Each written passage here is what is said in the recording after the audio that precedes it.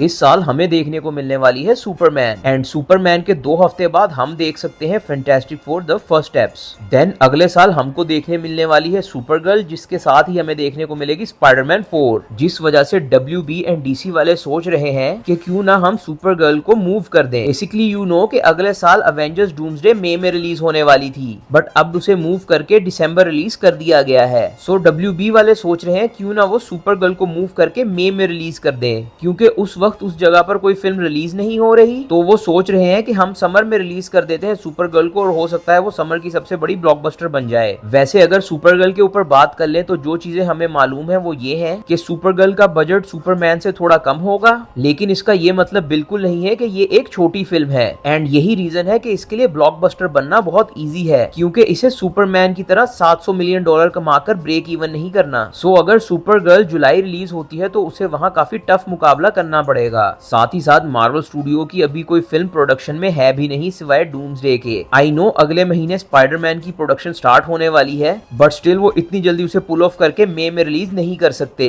Because 8 महीने में किसी फिल्म को शूट करना, एडिट करना, फिर रिलीज करना बहुत मुश्किल हो जाता है। एंड दूसरी तरफ सुपरगर्ल तो ऑलरेडी डेवलपमेंट के आखिरी स्टेजेस में है, शायद उसकी पोस्ट प्रोडक्शन चल रही है, या फिर हो सकता है कि वो होकर खत्म भी हो गई हो। एंड रिसेंटली आई न्यूज से ये सुनने में आ रहा है कि वो जो अकेली रिलीज डेट है मई की, जिसमें अब कोई फिल्म रिलीज नहीं हो रही, एंड WB की टीम उस डेट पे काफी नजर गड़ा के बैठी हुई है, और हो सकता है वो उस तारीख पर अपनी फिल्म को रिलीज करके उसका फायदा उठाना चाह रहे हैं। और अगर ये हो जाता है तो ये काफी बड़ी बात होगी मूवी ऑडियंस के लिए, क्योंकि पिछले 15 सालों से मार्वल का ताल्लुक मई के पहले हफ्ते की रिलीजेस से बंधा हुआ है। अब जबकि मार्वल ने अपनी मई रिलीजेस को जुलाई तक शिफ्ट कर दिया है, तो मूवी लवर ऑडियंस में मई की समर ब्लॉकबस्टर मूवीज की भूख का जज्बा हमेशा रहता है। अब अगर स्टार वॉर्स फ्रेंचाइज की फिल्म मैंडो एंड ग्रोकू उस डेट तक बनकर तैयार नहीं हो जाती तो शायद सुपरगर्ल उस डेट को रिलीज हो जाए। वैसे अगर आपको याद हो तो पिछली दफा जब DC ने कोशिश की थी मई में रिलीज होने की विद बैटमैन वी सुपरमैन, तो उसी वक्त पे सिविल वॉर की डेट भी अनाउंस हो गई थी, जिस वजह से WB ने अपनी डेट शिफ्ट कर दी थी और वो सिविल वॉर को दे दी थी, क्योंकि उन्हें भी अंदाजा था कि उस वक्त के मार्वल से वो नहीं जीत सकते। सो अगर WB सुपरगर्ल के लिए वो डेट ले ले तो सुपरगर्ल को एक बिल्कुल नए नजरिए से देखा जाएगा, क्योंकि उस डेट पे मोस्टली हमेशा ब्लॉकबस्टर फिल्में ही रिलीज होती हैं, एंड ये उनकी तरफ से एक स्ट्रॉन्ग कमिटमेंट भी होगा कि उन्हें अपनी फिल्म के ऊपर इतना कॉन्फिडेंस है। सो देखना मजेदार होगा कि WB का अगला डिसीजन क्या होता है। सो ये थी हमारी वीडियो। अगर आपको वीडियो पसंद आई है तो लाइक शेयर कमेंट लाजमी कर दें। इस तरह की और वीडियोस देखने के लिए चैनल को सब्सक्राइब कर लें। मैं हूं Nabeel Shahzad and you are watching Naveel verse.